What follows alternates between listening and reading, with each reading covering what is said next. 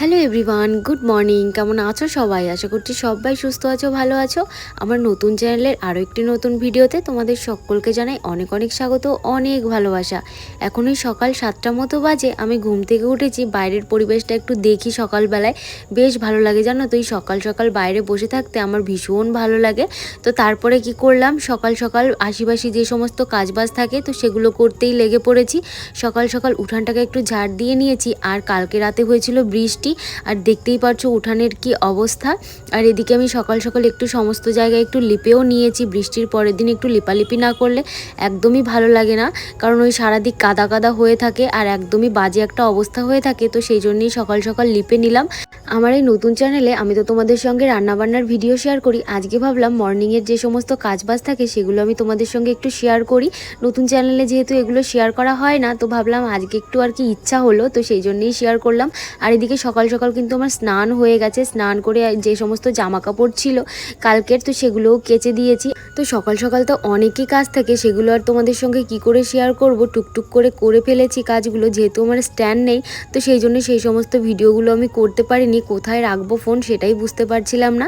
তো দিকে স্নান করে আমি এসেছি বডি লোশন মাখার জন্য। মামার্থের একটা বডি লোশন কিনেছি জানো তো, এত সুন্দর একটা স্মেল, তোমাদের তো দেখালাম। যারা ইউজ করোনি তারা ইউজ করে দেখো, তোমরা পুরো ফিদা হয়ে যাবে, এত সুন্দর স্মেল। তো তারপরে আমি একটু ক্রিম মেখে এখন এই চুলটাকে সুন্দর করে আঁচড়ে নিচ্ছি। তো এখন চুলটাকে বেঁধে আমি সিঁদুরটা পরে নেব। অনেকে আমায় কমেন্ট করে বলেছে আমার ফার্স্ট চ্যানেলে যে আর কি চুল ছেড়ে সিঁদুর পরতে হয় না, তো তারপর থেকে আমি চুলটা বেঁধেই সিঁদুর পরি। তোমরা আমায় জানিও তো কেন চুল ছেড়ে সিঁদুরটা পরতে হয় না। আর এদিকে আমি পুজো করব, তো সেই জন্যই ফুল তুলতে চলে এসেছি। আর আমার বাড়িতে যেহেতু ফুলের গাছ অতটা নেই, তো একটা সাদা ফুলের গাছ আছে, ওখানে বেশি ফুল হয় না। আর সকালবেলায় ভোরবেলায় এসে কেউ একজন নিয়ে যায়, তো সেই জন্য আমি আজকে এসেছি পাশের বাড়ি একটা দিদিদের কাছে।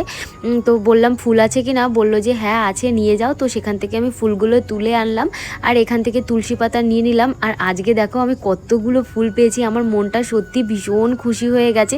এই পুজো করার সময় যদি আমার সিংহাসন ভর্তি ফুল না হয় না, আমার একদম ভালো লাগে না। আর আমার সিংহাসনটা যেহেতু একটু বড়, তো অনেক ফুল লাগে। তো আজকে এই দেখো একদম সাজি ভর্তি করে ফুল পেয়েছি, মনটা আমার এতটা খুশি হয়ে গেছে কি বলবো তোমাদের। আজকে মন ভরে পুজো করব।